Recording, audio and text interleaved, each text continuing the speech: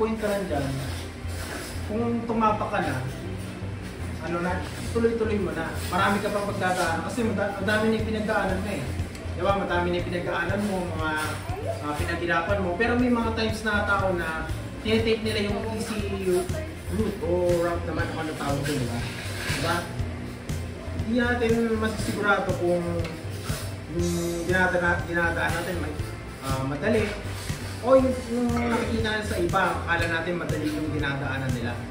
Pero hindi natin alam na may pinagdadaanan sila sa puso nila. Ngayon yung sinasabi ko na huwag natin siguro hanapin yung easy route na yun. Minsan kasi nadadali yung katawan natin pero sa looban natin ay nirasan. Sa loob ng 6 na araw, ihipo natin sa ikapito araw. Okay? Sama yung pagsiselfo, pagsisigil natin. Okay? Next, Exodus 20 verse 8.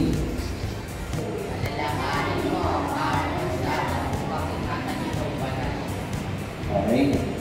At kung matatanda yung gusto sinabi ko, mga nakarasabat, di ba may dalawa tayong gawa na sinasabi?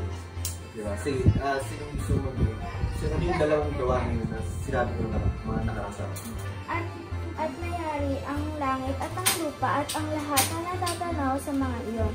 At ng ikapitong araw ay nangyari ni Yahweh ang kanyang gawang ginawa at nagpahinga ng ikapitong araw sa madlang gawa ng ginawa. At binasbasan ni Yahweh ang ikapitong araw at kanyang ipinangilis sapagkat ipinagpahinga ni Yahweh sa madlang gawang kanyang nilikha at ginawa. Simula tayo sa kapatid natin, paano natin sila unawain, paano natin sila maintindihan. So, merong halong pagpapakumbaba sa kanila. Intindihin natin, bababa tayo sa level ng kapatid natin. Bakit sila ganun? Bakit nila ginawa yung bagay na yun? Bakit sila makulit? Tapos ngayon, babalik, mag-reflect siya sa'yo. Baka naman dati nung bata ako, makulit din ako.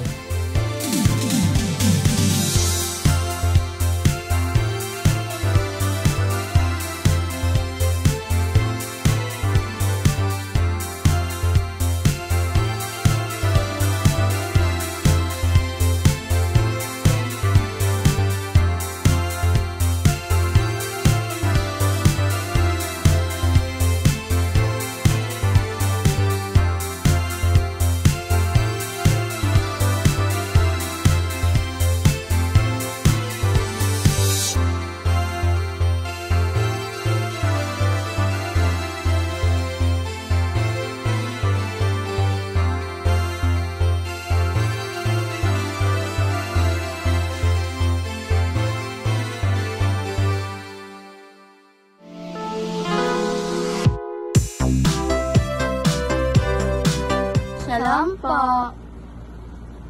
Bagong kaalaman na nabubuo sa amin tuwing sasapit ang araw ng Sabat ay ang 7th completeness po para sa akin po. Ito ang araw na biniyayaan po ni Yahweh ang araw na ito at dito na rin po binaba ang mga aral na matutunan po natin. Hindi lang po sa Sabat ang binaba niyang mga aral, kundi sa mga kapistahan din po.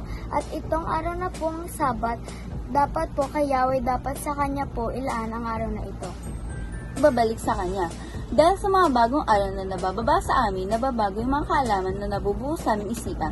Kaya gusto namin i-share sa inyo ang dating kaalaman namin sa araw ng Sabat ay kapahingahan lang. Like pag sinabi Sabat, ang unang papasok sa isipan namin ay kapahingan. Doon ang umiikot sa amin. Pero ngayon, dahil na naiintindihan namin o mas napofocus namin na bago ang kaalaman namin doon. Ano namin ito ma-apply sa araw ng Sabat? Para sa amin ay pagbibitaw ng mga bagay na nakasanayan namin gawain ng 6 na araw. Pagpapakumbaba.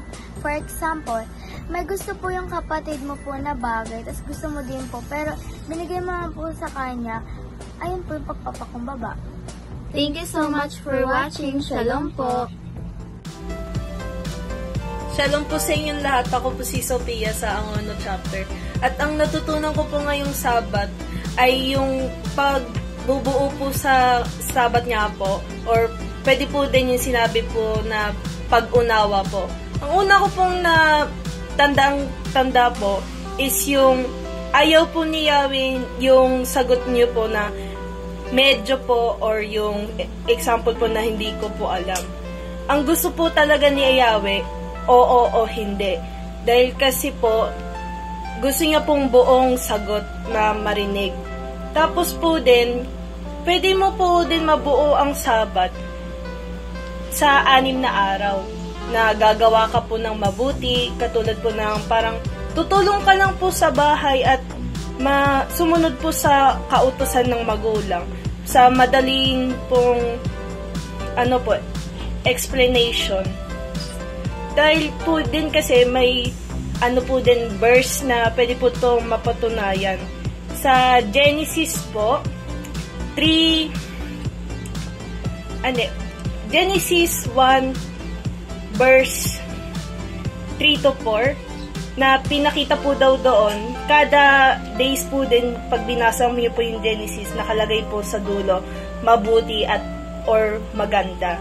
Kaya parang pinapakita po ni Yahweh doon na gumawa ka ng mabuti ng 6 na araw. So parang pagpunta mo din po ng ikapito, magpapahinga ka, tapos kung ano po nakuha nyo sa ikapito, pwede nyo po idagdag nyo po sa ginagawa nyo na sinabi po ni Yahweh tungkol po sa 6 na araw na gagawa ng mabuti. Ayun lang po. Shalom po.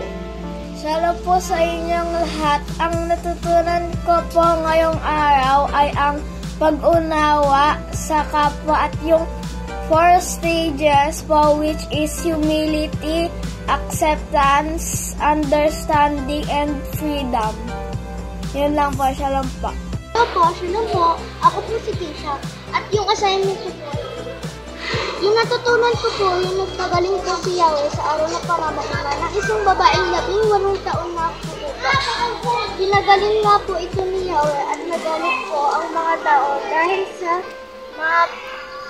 sa paggaling nga po sa araw ng Sabat. Kaya sinabi ni Yahweh, mga mapagpuniwari, hindi ba't pinakalag ninyo sa sabsaban ang inyong baka o asno at dinadala sa kainuman kahit sa araw ng pamamahinga? Ang natutunan ko po ay pwede naman po gumawa ng kahit ano basta may kabuluhan o mabuti ang inyong gagawin. Pinagpapahinang po tayo sa mga bagay ng kwenta ating sariling kasiyahan. Ayun lang po, shalom po. Mga natandaan ko po ay ang kwento ni na ama na pinagaling po siya ni Yahweh kahit ibang lahi po sila at kahit naniniwala po sila sa rebulto at sa kabila po nun ay tinalungan po din po sila ng mga taga-Israelita kahit magkaaway po ang lahi nila na ama at ang lahi ng mga Israelita. Yun lang po, shalom po. Mapalad ang taong gumawa nito at ang anak ng tao na naghahawak dito, na nangingilim ng Sabat upang huwag lapastanganin at iingatan ng kanyang kamay sa paggawa ng anumang kasamaan.